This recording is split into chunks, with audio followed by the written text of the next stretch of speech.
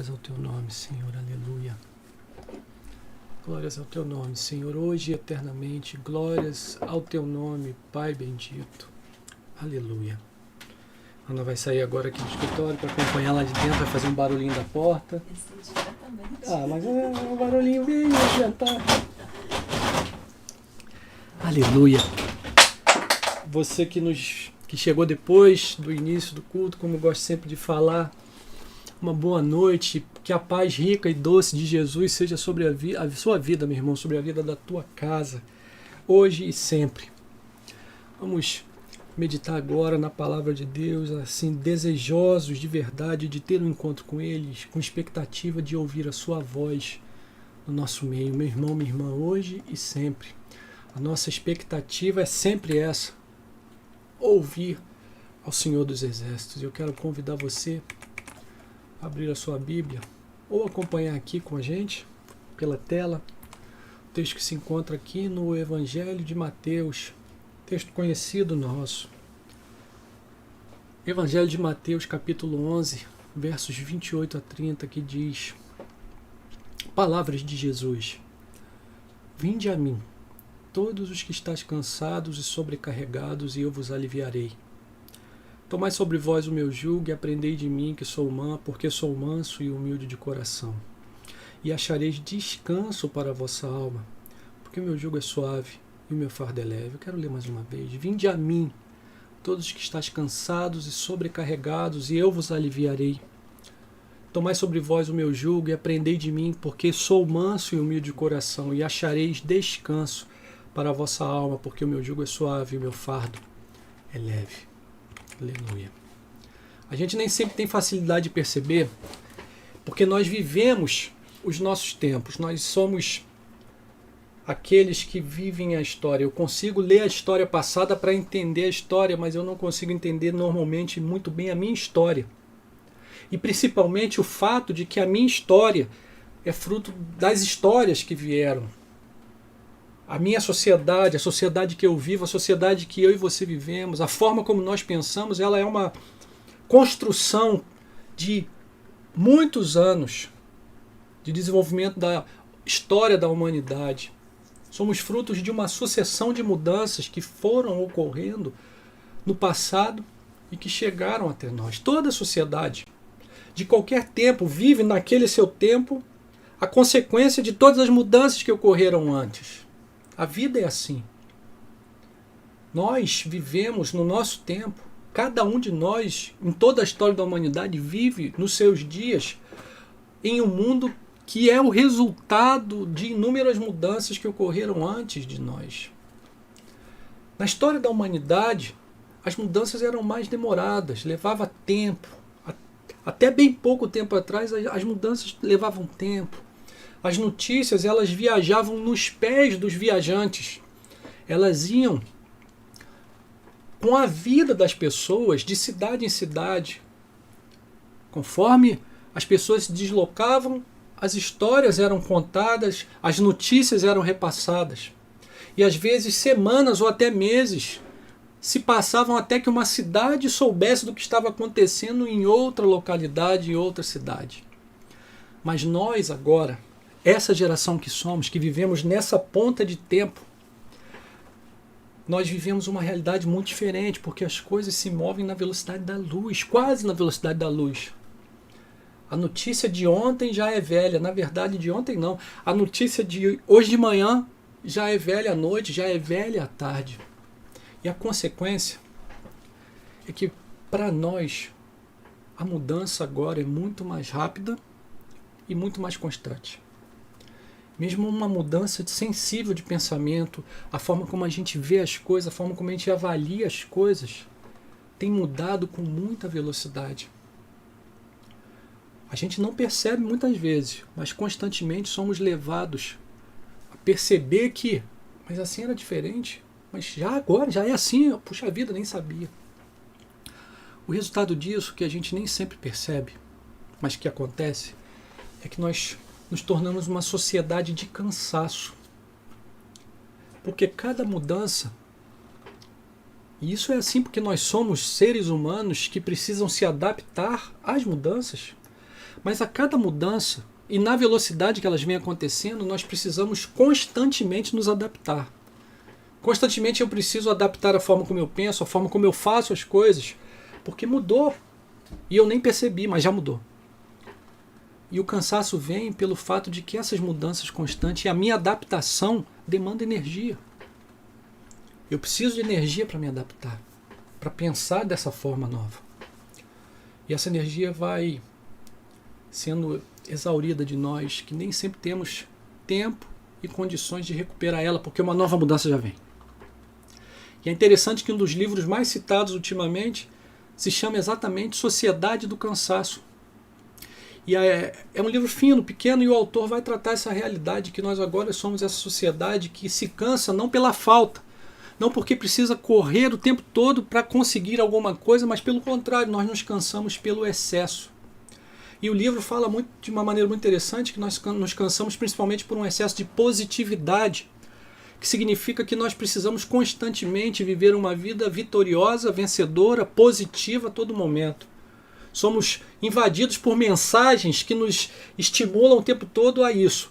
Você merece, você pode, você tem que, você precisa, você tem... E a gente vai ficando cansado.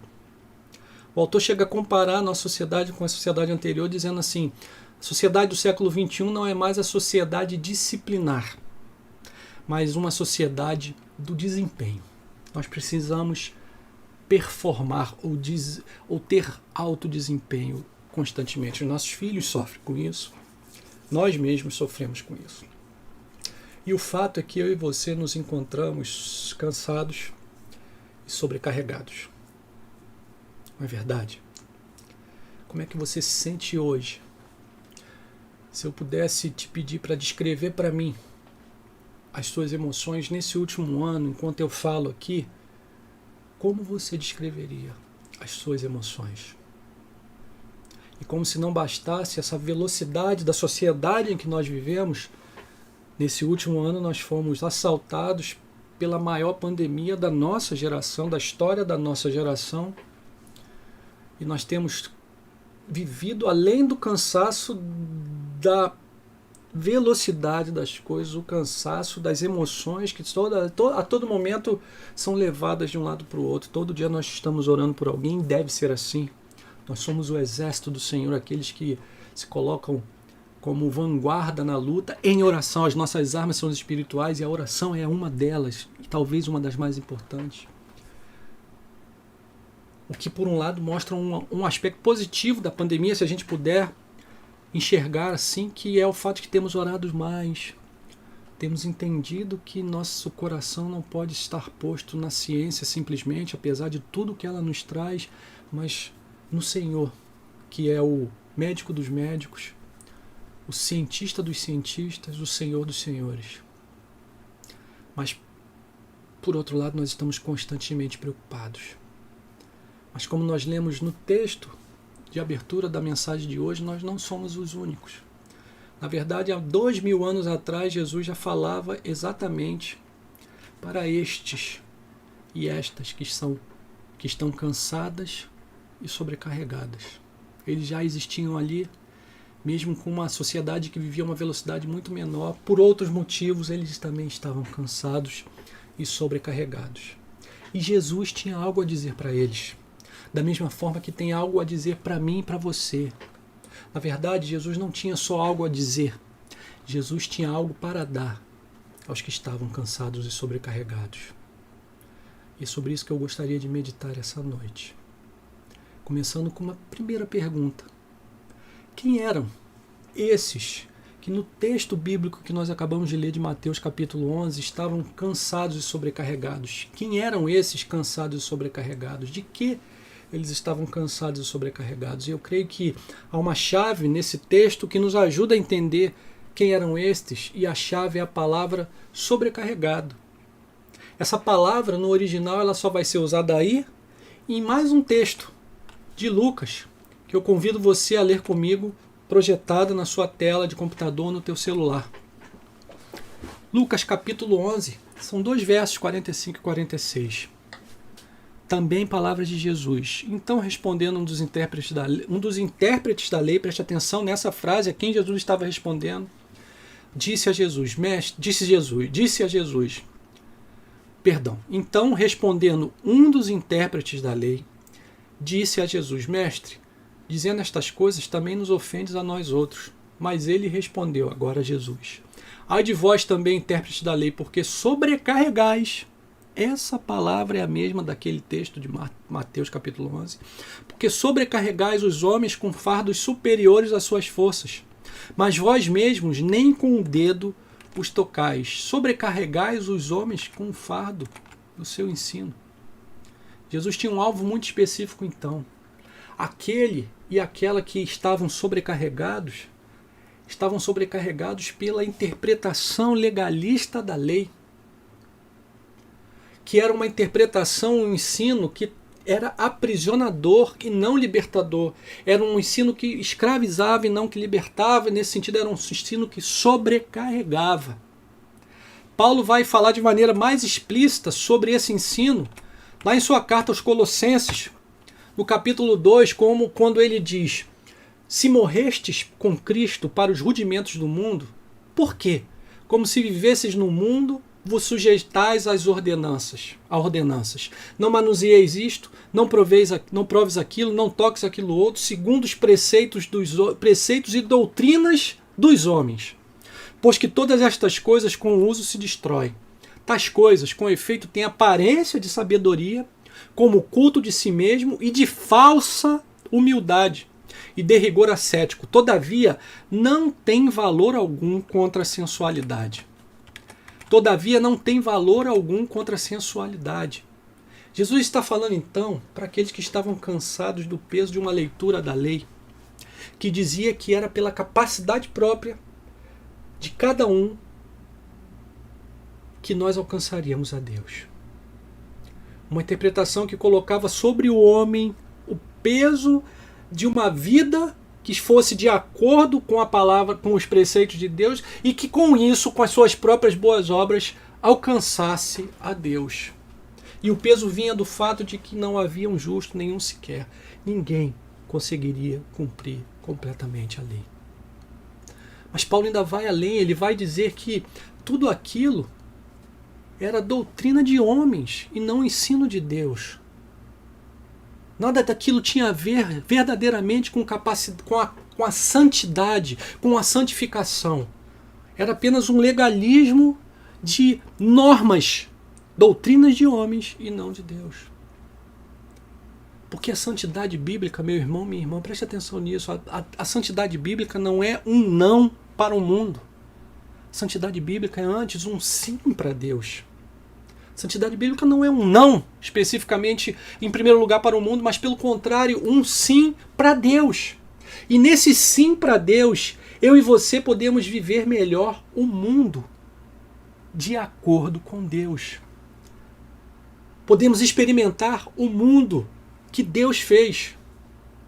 Veja, não estou dizendo aqui que é um sim qualquer para o mundo, sim qualquer para o padrão do mundo, para os pensamentos do mundo e para aquilo que o mundo valoriza. Não, eu estou dizendo que é um sim a partir de Deus e de acordo com Ele. Então eu te pergunto, quais são os seus intérpretes do mundo hoje? Quem são aqueles que interpretam o mundo para você que podem estar te sobrecarregando nos dias atuais? São muitos, eu quero citar alguns, talvez sejam aqueles que dizem que é com o nosso desempenho que nós seremos felizes, ou aqueles que dizem que a felicidade está na saúde, ou aqueles que dizem que a felicidade está no sucesso, no dinheiro, no status, enfim. São aqueles que interpretam o mundo de Deus e as suas dádivas como se eles mesmos, o mundo e suas dádivas, fossem deuses. São aqueles que nos levam a olhar para o mundo e para aquilo que é criado como se o criado se tornasse o criador. Como se a bênção da criação fosse maior que o próprio Criador, nos fazendo esquecendo dele, nos fazendo nos esquecer dele. Você percebe? Você entende? Ter desempenho naquilo que nós fazemos é bom, mas quando isso é vivido a partir de Deus e para Deus, não como um fim em si mesmo. Ter saúde, usufruir daquilo que Deus nos dá através da sua criação, ter acesso à boa medicina, ter acesso a remédios, isso tudo é bom, mas não como algo que acontece à parte de Deus. Em resumo, quando os intérpretes do mundo nos apontam para o mundo e não para Deus, nós ficamos sobrecarregados. Sobrecarregados por um peso que nós não fomos feitos para carregar. E sabe qual é esse peso? É o nosso próprio peso. O peso de sermos nós, sociedade, humanidade, os nossos próprios ídolos. O peso de queremos nos tornar deuses, quando somente há um único Deus. Esse peso nós não podemos carregar e nós não fomos feitos para carregar. Será que então o nosso cansaço não nos derruba porque tentamos nos colocar no lugar de Deus? Para um pouco para pensar na sua vida. Que paremos para pensar nas nossas vidas. Será que nós não podemos encontrar um pouco disso? Nós, numa busca constante para encontrar sentido e paz naquilo que é bom, mas que não é Deus. Seguindo interpretações do mundo que tiraram Deus do centro de tudo e colocaram a nós mesmos, humanidade, nesse centro, lugar que nós não fomos feitos para ocupar. Já falei isso aqui em outras oportunidades. Nós fomos fabricados, criados por Deus com características que Ele nos deu. E tentar viver a vida fora dessas características sempre vai nos levar a um lugar de cansaço e sobrecarga. Assim como uma geladeira que foi feita para operar em 110, ligada em 220, vai ter problema. Nós não podemos viver como deuses, porque nós somos filhos, criaturas de Deus e filhos de Deus em Jesus. Esse é o nosso lugar. Quem tem interpretado o mundo para você? Te enganando, dizendo que no próprio mundo você vai encontrar alívio e descanso para você. Você precisa se voltar para outro lugar. E Jesus diz qual é esse lugar. Qual a resposta de Jesus para o cansaço e a sobrecarga daquela geração? E qual é a resposta de Jesus para o nosso cansaço e sobrecarga? Simplesmente essa primeira expressão: vinde a mim. Eis a resposta de Jesus para onde nós devemos buscar alívio e descanso para nossas almas. Jesus é a própria resposta. Nos voltarmos para Ele, abandonarmos os nossos ídolos, por melhor que eles nos pareçam, é a resposta para o nosso cansaço, meu irmão, minha irmã. O mundo parece estar constantemente procurando respostas para as questões que mais nos afligem. Parece que o mundo procura as respostas para as questões que mais nos afligem. Questões que tratam daquilo que é nevrálgico, central na nossa vida. E quando eu falo vida, não falo da vida que nós vivemos, mas a vida completa, a vida eterna para o qual nós fomos projetados para viver. E essas são as questões que mais captam as nossas emoções, mais captam a nossa vida. De onde eu vim? Por que eu estou aqui? E para onde eu vou? O mundo parece que procura essas respostas, mas só parece porque no fundo ele procura respostas para essa questão em si mesmo. O mundo tenta criar artefatos diversos, mecanismos para nos esconder dessas questões. Ele não busca respostas, ele as esconde, as questões. E faz com que a gente viva uma vida que não se preocupa com isso, não porque a gente encontrou as respostas, mas porque nós paramos de fazer as perguntas. Mas as perguntas não vão embora. Eu e você não conseguimos parar de fazer essas perguntas, elas continuam lá apesar de tudo que o mundo criou, que nós criamos como sociedade, para nos desviar a atenção dessas perguntas. Elas não vão embora quando a gente consegue dinheiro.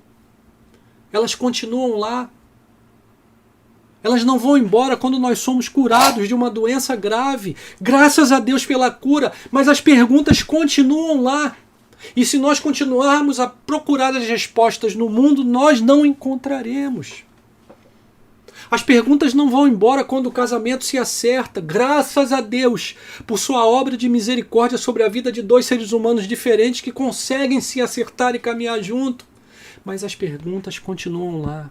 As perguntas não vão embora quando os filhos passam nas universidades, quando conseguem emprego, quando se casam, quando têm seus filhos. As perguntas continuam lá. E tentar respondê-las com respostas inadequadas nos cansa o tempo todo. O tempo todo. Como você tem tentado responder essas questões profundas que estão constantemente nos nossos corações, e eu tenho certeza que está no teu coração também. Como você tem tentado responder a falta de dinheiro? Ou a sensação que a falta de dinheiro traz? Procurando mais dinheiro, desenvolvendo estratégias para ter mais dinheiro? Eu te convido a perguntar a uma pessoa que tem muito dinheiro se isso resolveu a sua vida, se as perguntas foram respondidas. Porque só há uma resposta. E Jesus disse qual é a resposta. Vinde a mim. Jesus, aleluia, é a resposta. Jesus é a resposta para perguntas que nós temos dentro de nós, para perguntas que nós somos. Nós somos uma pergunta constante. Nós fomos criados por Deus com uma pergunta programada que só tem uma resposta. Calvino chamou isso de senso do divino, dizendo que todo ser humano tinha uma semente da religião dentro de si, e esse senso do divino que procurava fora de si respostas que não encontrava em si mesmo e em nada no mundo. Deus é a resposta para a nossa pergunta, porque Ele nos fez assim. Foi essa conclusão que chegou um importante pai da igreja cristã, Agostinho, que viveu ali entre 350 e 430 depois de Cristo. Ele disse em oração: fizeste-nos, Senhor, para ti, e o nosso coração anda inquieto enquanto não descansar em ti. O nosso coração, o meu coração, o teu coração, meu irmão, minha irmã, estão inquietos enquanto não encontrarmos em Deus descanso. E eu queria agora te pedir para parar um pouquinho, para pensar com muita calma e profundamente. Agora, enquanto falo com você, você tem buscado Jesus para o descanso da sua alma? Você tem verdadeiramente buscado a Jesus para o alívio do teu coração? A oração tem sido uma constante na sua vida? Uma prática regular? Oração é conversa com Jesus, é falar com Jesus. A leitura bíblica, a Bíblia é a tua amiga. Você procura ouvir a Jesus em conversa? Perceba que a vida com Deus é uma relação com outro ser. E assim como nós nos relacionamos constantemente com os nossos familiares, os nossos amigos, aqueles que estão ao nosso redor, pela fala e pela escuta, da mesma forma nós nos relacionamos com Deus, com Jesus, pela fala em oração e pela escuta na leitura bíblica, quando o Espírito Santo fala ao nosso coração, aplicando aquela palavra à nossa vida. Você tem buscado Jesus ali? Você tem buscado Jesus na ação para o outro? Quando nós encontramos Jesus em conversas de oração e leitura bíblica, nós vamos descobrir Jesus em ação no mundo. Em ação no mundo, semeando a semente do reino e nos convidando a participarmos com Ele dessa ação para irmos juntos. Talvez, quem sabe, o nosso cansaço não existe porque nós estamos fazendo muitas coisas, apesar de estarmos fazendo muitas coisas. Mas talvez a gente esteja cansado porque nós não estamos fazendo as poucas coisas que importam. Talvez eu e você estejamos cansados porque temos procurado no lugar errado e apesar de uma acelerada atitude, um constante movimento, nós não estamos fazendo as poucas coisas que importam. E o que importa é o reino de Deus e a sua justiça. Buscai antes o reino de Deus e a sua justiça. Todas as demais coisas vos serão acrescentadas. E essa busca se realiza no outro. O reino de Deus é o reino do outro. Primeiro, Deus, que um teólogo chamado Karl Barth chamou de o totalmente outro. Mas depois, o próximo, o vizinho, o parente, a família, aquele com quem nós cruzamos, esse é o outro que a quem Jesus nos envia, ou melhor, com quem Jesus nos leva, vai conosco para semear esse reino. Eu não sei quem se lembra de um filme chamado Patch Adams. Filme antigo, talvez esteja disponível nas plataformas de streaming. Foi estrelado pelo Robin Williams, saudoso Robin Williams. Mas ele conta a história real de um homem que entendeu que foi chamado para ser médico, mas não para ser um médico que iria ficar rico, mas um médico que iria atender aqueles que precisavam, independente de esses que precisavam ter recursos, independente deles terem dinheiro. Então, Patch Adams, formado, abriu uma instituição de cuidado médico, que é sustentada por doações pelos próprios pacientes quando tem dinheiro, mas que não paga altos salários, pelo contrário, paga pouquíssimo aos profissionais ali envolvidos, mas que tem fila de gente querendo trabalhar ali, porque é um lugar onde o outro é tratado. E Patch Adams conta a história de um homem deprimido, rancoroso, que constantemente reclamava, que procurava ajuda ali da clínica daquela instituição.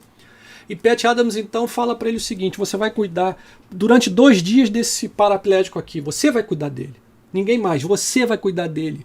E ele descreve então que em 2 dias aquele homem praticamente ficou curado, porque se voltou para o outro, porque buscou o reino no outro, porque viveu como nós devemos viver, buscando o bem-estar do outro.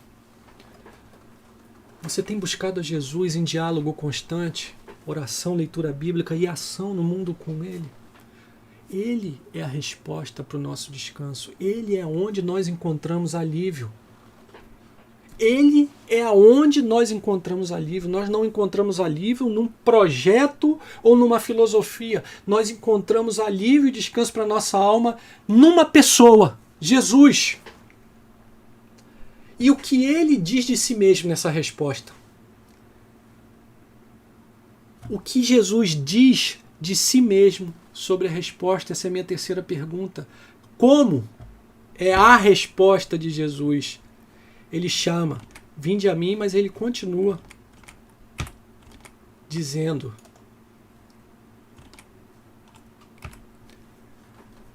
no verso 29, tomai sobre vós o meu jugo e aprendei de mim, porque sou manso e humilde de coração, e achareis descanso para a vossa alma, porque o meu jugo é suave e o meu fardo é leve. Na verdade, 29 a 30 aqui embaixo.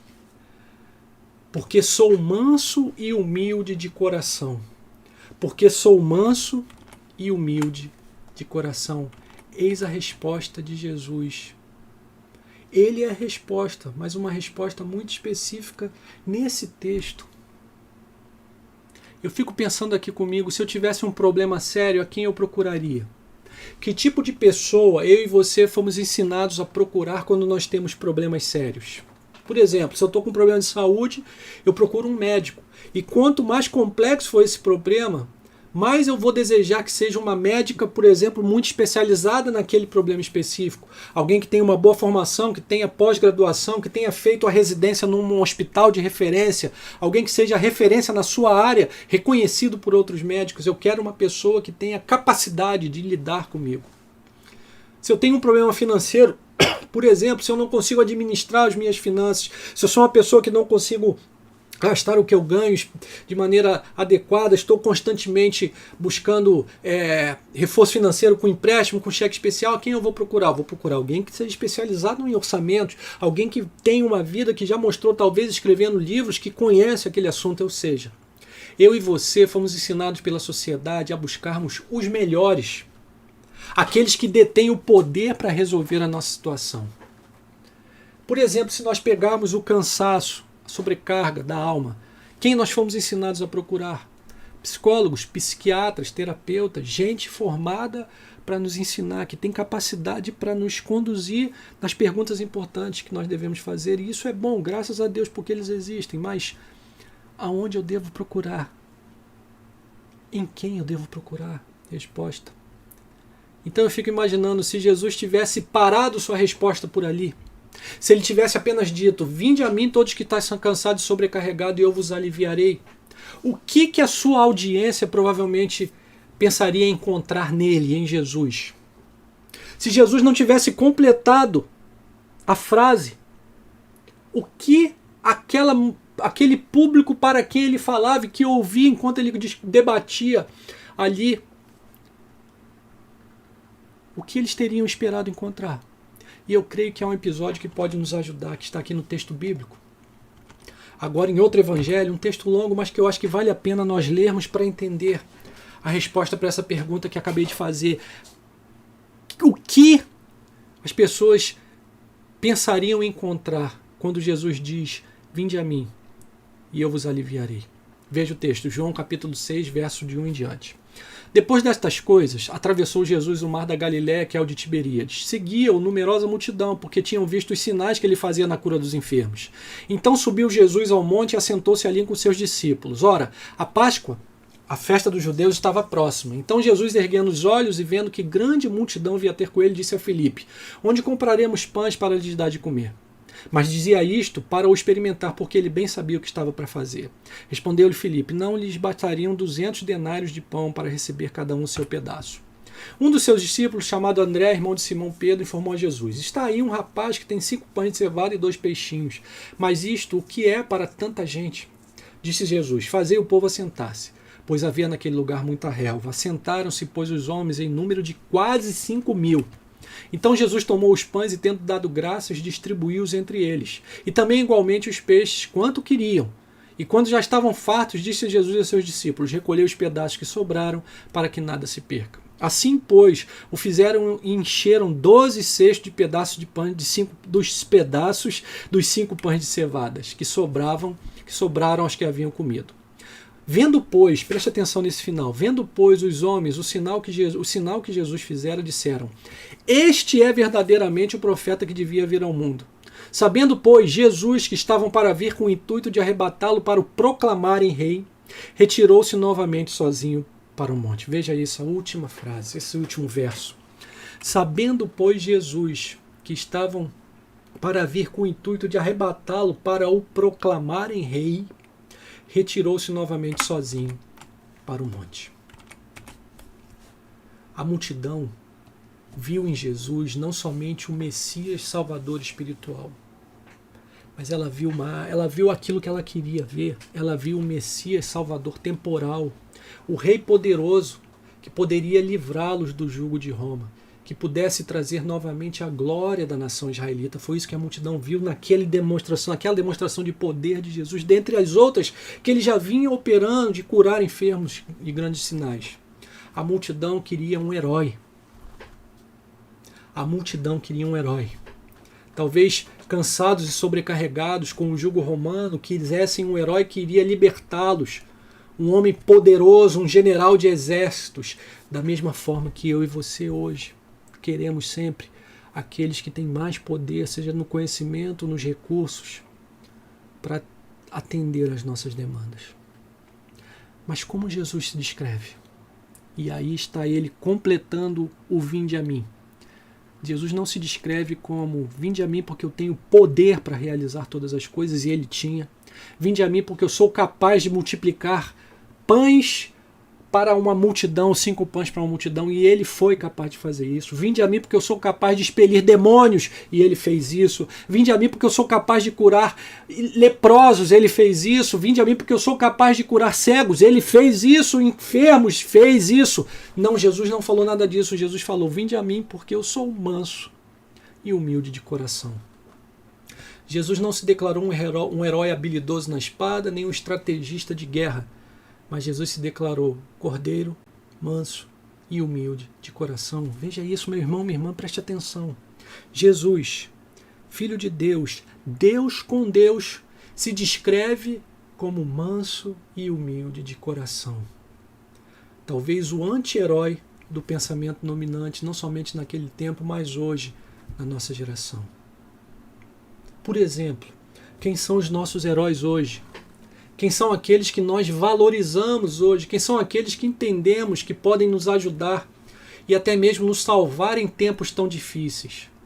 Os mansos são os nossos heróis. Os humildes são os nossos heróis. É isto que nós temos visto ao nosso redor, é isso que nós temos demonstrado. É assim que nós escolhemos nossos representantes, seja na sociedade ou na igreja. É a eles, mansos e humildes, que nós damos importância. São a eles, mansos e humildes, que nós recorremos no dia da dificuldade. Preste atenção numa coisa. Será que nós não continuamos cansados porque temos um protótipo de herói que não nos salva, não nos consola, mas continua aumentando a pressão sobre nós? Veja, preste atenção. Quando eu projeto um herói, ele se torna um modelo. Quando ele se torna um modelo, eu quero ser como ele. E se o meu modelo é sempre alguém poderoso, alguém que tem dinheiro, alguém que tem recurso, alguém bem informado, isso aumenta a pressão sobre a minha própria vida, porque eu preciso chegar lá e nem todos nós chegamos ao topo das coisas. Como Jesus se descreve? Como bem formado, como poderoso, tudo isso ele era, mas ele usa a expressão da mansidão e da humildade para se descrever. Vinde a mim, vós que estáis cansado, eu vou aliviar vocês com a minha mansidão e com a minha humildade, com o meu exemplo, para que vocês sigam. E por mais que eu e você tenhamos outro padrão, será que esse outro padrão é realmente mais poderoso e melhor do que o manso? Preste atenção aqui comigo. Na sociedade humana, tanto naquela época como atual, demanda mais coragem ser guerreiro ou ser um pacificador? É preciso mais coragem para gritar ou para se calar? Em nossa sociedade, o que demanda mais coragem? Ser rude, desagradável, descortês ou ser um homem de paz, manso, tranquilo e humilde? O que demanda mais coragem e o que demonstra o verdadeiro poder? Um comentarista, nesse texto de Mateus capítulo 11, diz que uma pessoa mansa é aquela que encontra refúgio no Senhor e entrega-lhe inteiramente o seu caminho, deixando tudo nas mãos daquele que o ama e dele cuida.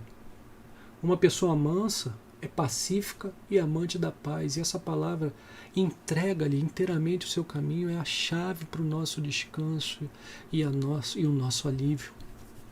Um outro autor, em um outro livro, afirma que humildade é interpretada como coragem para servir. Demanda mais coragem servir do que pedir para ser servido, do que exigir serviço.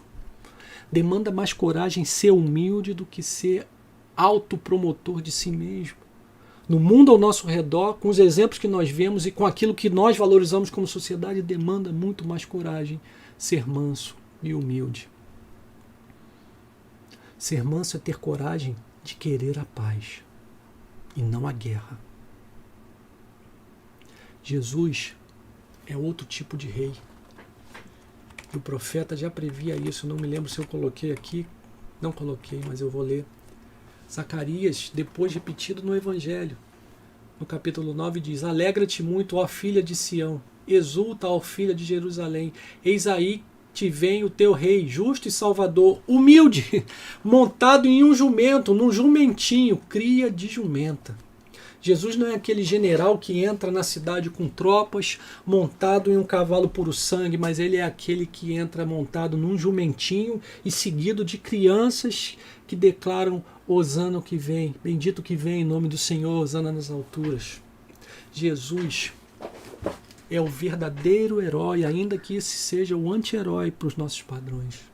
Jesus demonstra verdadeira coragem, que só Deus poderia demonstrar, em dizer que aquele que alivia não é aquele que detém o poder humano, mas é aquele que é manso e humilde de coração. E Pedro, na sua primeira carta, vai definir de forma muito prática como Jesus era manso. Qual foi o exemplo de Jesus? 1 Pedro capítulo 2, a partir do verso 21. Porquanto para isto mesmo fostes chamados, eu e você, pois que também Cristo sofreu em vosso lugar, deixando-vos exemplo, para seguirdes os seus passos, o qual não cometeu pecado, nem dolo algum se achou em sua boca. Pois ele, quando ultrajado, não revidava com ultraje. Veja isso, demanda mais coragem. Revidar com ultraje ou não revidar com ultraje? Quando maltratado, não fazia ameaças. Demanda mais coragem. Não fazer ameaças ou demanda mais coragem maltratar? Mas entregava-se, veja isso, àquele que julga retamente. Aleluia! Carregando ele mesmo em seu corpo sobre o madeiro os nossos pecados, para que nós, mortos para os pecados, vivamos para a justiça. Por suas chagas fostes sarados, porque estavas desgarrados como ovelhas, agora, porém, vos convertestes ao pastor e bispo da vossa alma.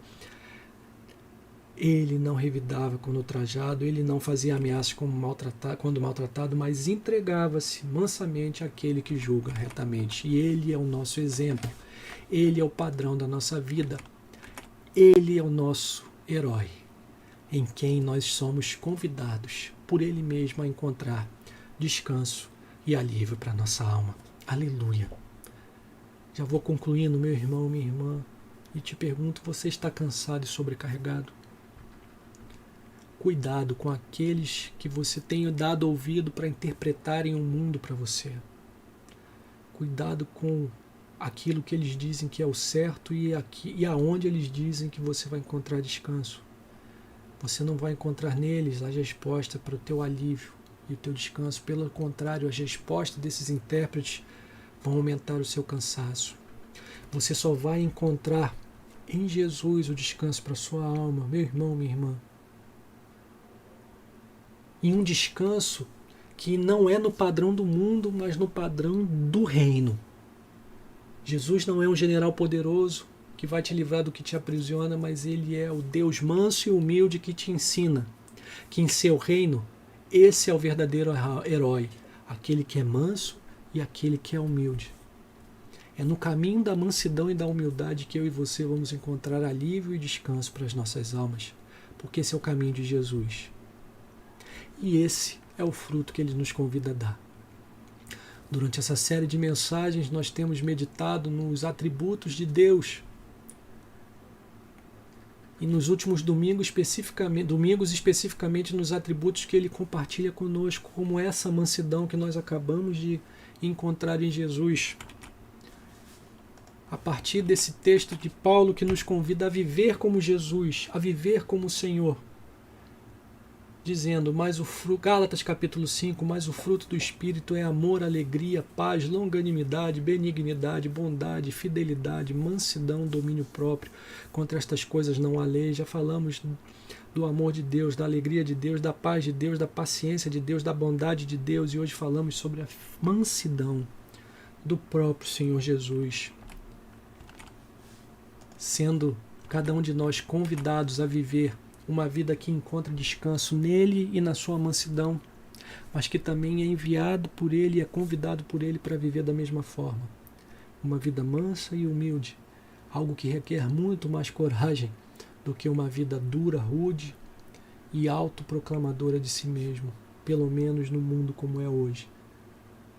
Porque esses não são os seus valores, esses são os valores do reino de Deus. Nosso Salvador é manso, nosso Rei é humilde, que possamos então aprender a descansar nele e a viver como ele viveu. Que sejamos também mansos e humildes em nossas vidas, porque esses são os valores do reino. Dessa forma então, meu irmão, concluo convidando você a encontrar mais Deus e mais mansidão em 2021. Só nele e em seu exemplo nós encontraremos descanso e alívio para as nossas almas, principalmente em dias tão difíceis como os que temos vivido no meio da pandemia. Mais Deus e mais mansidão em 2021. Em nome de Jesus. Amém. Vamos orar? Quero concluir